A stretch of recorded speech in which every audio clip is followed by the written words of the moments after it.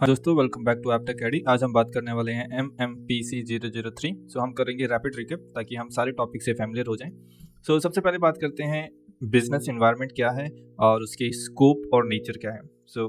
Business environment का मतलब होता है वो सारे इंटरनल और एक्सटर्नल फैक्टर्स जो एक बिजनेस के काम को इफेक्ट करती हैं, जैसे कि government rule, customer preference, technology या सोसाइटी के ट्रेंड। ये इन्वायरमेंट कभी भी एक जैसे नहीं रहते, हमेशा चेंज होते रहते हैं, इसलिए इनको समझना बहुत जरूरी है। अब अगर हम बात करें इनका नेचर कैसा है, तो ये डायनामिक होता है, हमेशा बदलता रहता है। जैसे जीएसटी रूल बढ़ जाना या फिर कोई नया ट्रेंड आ जाना। कॉम्प्लेक्स, ये एक फैक्टर्स पे डिपेंड नहीं करता, कई सारे फैक्टर्स इसको इफेक्ट करते हैं, जैसे पॉलिटिकल, सोसाइटी, इन्फ्लेशन। इन सब से ये इफेक्ट होता है, तो इसको समझना बहुत ज़्यादा आसान नहीं है, थोड़ा मुश्किल होता है। अनसर्टन, फ्यूचर प्रेडिक्ट करना मुश्किल होता है, जैसे कोविड आ गया या फिर कोई किसी देश से लड़ाई होगी, तो वो सब इसको इफेक्ट करते हैं। फिर होता है इंटर रिलेटेड। ओके, एक चीज़ बदली तो दूसरी चीज़ भी इफेक्ट होती है, जैसे पेट्रोल का प्राइस बदला, ट्रांसपोर्टेशन और प्रोडक्ट कॉस्ट बढ़ जाएंगी। मल्टीफेस्ड होती है, हर बिजनेस एक ही चेंज को अलग तरीके से देखता है। ओके, जैसे कि अगर सर्दी बढ़ी तो आइसक्रीम की डिमांड कम हो गई, कोक की बढ़ गई। ओके, चेंज होता रहता है। अब इसके स्कोप क्या है? एक होता है बिजनेस एनवायरनमेंट हर चीज को कवर करता है जो बिजनेस को इम्पैक्ट करते हैं। Economic condition, inflation, income, political and legal setups, government rules, social cultural trends, लोगों के habits, technology changes, new innovation, natural and global event जैसे फूड्स और वार, पेंडेमिक, इन सबको ये कवर करता है।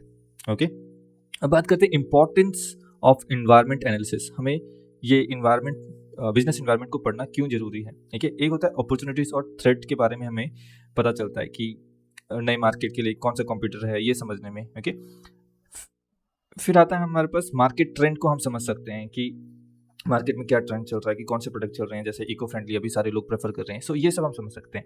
Stay ahead of change. Okay, in business environment को हम पढ़ें तो हम ये समझ सकते हैं कि आगे जाके क्या बदलाव आने वाले हैं और उस हिसाब से हम अडॉप्ट कर सकते हैं। जैसे कि अगर टेक्नोलॉजी बढ़ रही है तो हम ये कोशिश करेंगे कि हम टेक्नोलॉजी के साथ अपडेटेड रहें।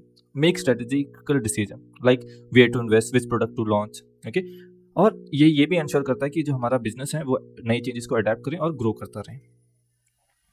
अब कंपोनेंट्स ऑफ बिजनेस एनवायरनमेंट, जो कंपोनेंट्स हैं वो क्या क्या हैं? एक है इकोनॉमिक एनवायरनमेंट, इसमें जीडीपी, इंटरेस्ट रेट, इन्फ्लेशन जैसी चीज़ें आती हैं। अगर इंटरेस्ट रेट कम हो गया तो लोन सस्ते हो जाएंगी और लोग ज़्यादा घर और कार खरीदेंगे। रियल एस्टेट और ऑटो सेक्टर ग्रो होगा। पॉलिटिकल एनवायरनमेंट, अगर ये जैसे कोई रूल बदल गया तो फिर उससे भी इफेक्ट पड़ेगा।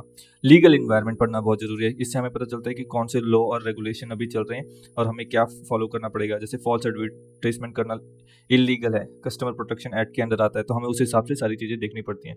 सोशल और कल्चर एनवायरनमेंट, ये लोगों के वैल्यू, बिलीफ, एजुकेशन लेवल के ट्रेंड्स को हमें बताते हैं। ओके, जैसे फिटनेस अवेयरनेस बनने से लोग जिम इक्विपमेंट और हेल्दी फूड खरीदने लगेंगे। ये हमें बताते हैं कि लोग क्या सोचते हैं, उस हिसाब से हम अपने प्रोडक्ट को उस एरिया में लॉन्च कर सकते हैं। फिर आता है टेक्नोलॉजिकल, कि ये new technology, invention, research and development, AI से रिलेटेड चीज़ों पे हमारे काम आता है। अब हम बात करते हैं इन्फ्लेशन की। इन्फ्लेशन का मतलब होता है समय के साथ चीज़ों का दाम बढ़ने लगता है। पहले जो 100 रुपये में मिलता था वो 120 में मिलता है, मनी की वैल्यू कम हो जाती है। अब अगर हम बात करें टाइप ऑफ इन्फ्लेशन की, एक होता है डिमांड पुल। जब डिमांड ज़्यादा हो जाती है और सप्लाई कम हो जाती है, जैसे फेस्टिवल के टाइम में ज़्यादा शॉपिंग करते हैं तो प्राइस बढ़ जाता है। फिर होता है कॉस्ट पुश इन्फ्लेशन, जब रॉ मटेरियल का कॉस्ट बढ़ने लगता है, जैसे पेट्रोल का रेट बढ़ता है तो सारी चीज़ों की रेट्स बढ़ जाते हैं। फिर आता है हमारे built in inflation. Built in inflation का मतलब होता है जब वर्कर ज़्यादा सैलरी मांगते हैं तो कंपनीज को अपने प्रोडक्ट्स का दाम बढ़ाना पड़ता है। ओके, अब कॉज क्या होता है? इनके जो कॉज हैं वो है एक इंक्रीज इन मनी सप्लाई, जब लोगों के पास ज़्यादा पैसा आता है तो वो ज़्यादा चीज़ें खरीदते हैं तो चीज़ें महंगी हो जाती हैं। हाई गवर्नमेंट स्पेंडिंग, जब गवर्नमेंट बहुत ज़्यादा चीज़ें खरीद लेती हैं। या फिर रेस इन रॉ मटीरियल, जो रॉ मटीरियल है उनका प्राइस बढ़ जाता है। और इम्पैक्ट कॉस्ट इंक्रीज, जैसे ग्लोबल प्राइस बढ़ गया। अब इफेक्ट, इसमें जो इफेक्ट पड़ता है वो होता है थोड़ा इन्फ्लेशन अच्छा होता है, जो ग्रोथ है उसमें हेल्प करता है। ज़्यादा इन्फ्लेशन लोगों की परचेसिंग पावर को कम कर देता है। फिक्स इनकम वाले लोग जैसे पेंशन, इन सबको बहुत दिक्कत होती है।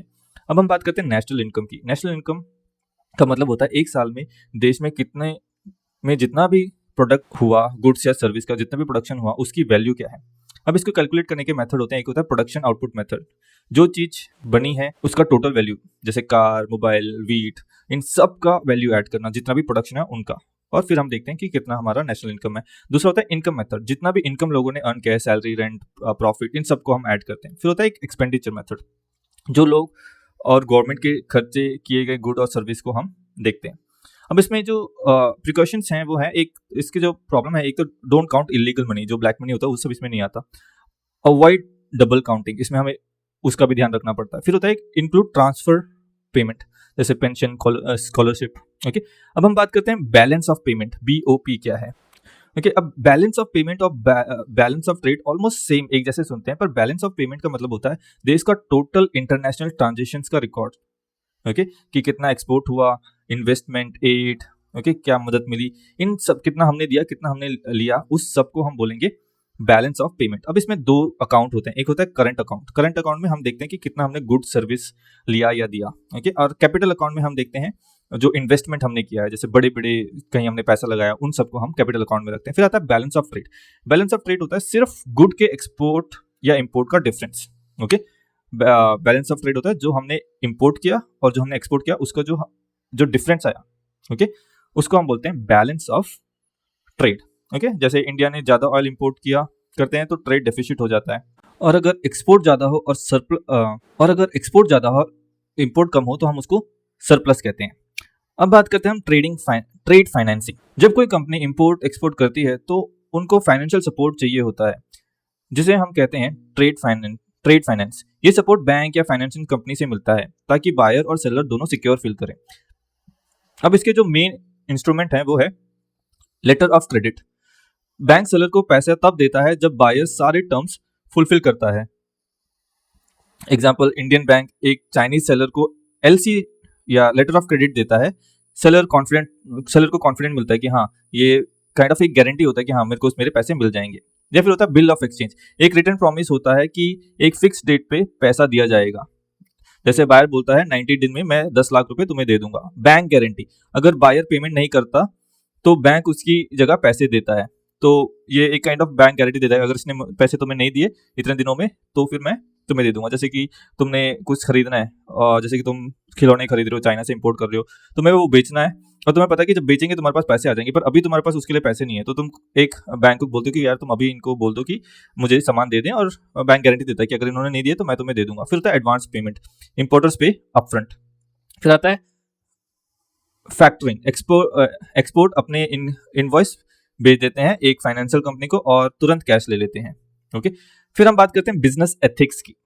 ओके, बिजनेस एथिक का मतलब होता है राइट थिंग करना। जब आप बिजनेस कर रहे हो, मतलब ईमानदारी, फेयरनेस और रिस्पेक्ट और मोरल वैल्यूज के साथ, तो उसको बोलेंगे हम बिजनेस एथिक।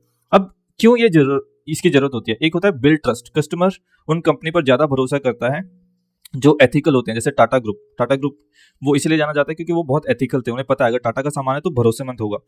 उसके बाद आता है लॉन्ग टर्म सक्सेस। ओके, अगर हम एथिक्स फॉलो करते हैं तो कंपनी का लॉन्ग टर्म जो है वो अच्छा हो जाता है, कि ऑन द स्पॉट अगर प्रॉफिट ना भी हो तो लॉन्ग टर्म लोगों का उस पर भरोसा बढ़ता है और कंपनी के प्रॉफिट में आने के चांसेस ज्यादा होते हैं। Avoid legal trouble. ओके, सो अगर एथिकल बिजनेस करते हो तो लीगल ट्रबल से बचे रहते हो। गुड रेपुटेशन, कंपनी की क्या है, बहुत अच्छी रेपुटेशन हो जाती है। और सपोर्ट सोसाइटी, एथिकल बिजनेस क्या है, जो सोसाइटी की डेवलपमेंट में भी हेल्प करते हैं। ओके, अब जैसे कि तुम्हें पता है कि Tata group is non for not driving and cheating. ठीक है, उसके बाद हम बात करते हैं कॉर्पोरेट सोशल रिस्पॉन्सिबिलिटी। जैसे कि मैंने बहुत ही इंपॉर्टेंट टॉपिक है, हो सकता है मैं एक और वीडियो इसके बारे में बनाऊं, जो जब कई बार आया है एग्जाम में। कॉर्पोरेट सोशल रिस्पॉन्सिबिलिटी, इसका मतलब होता है कि कंपनी वॉलंटियरली सोसाइटी के लिए कुछ करती है, जैसे एजुकेशन, हेल्थ, इन्वायरमेंट या प्रॉपर्टी या ऐसे कुछ काम, राइट।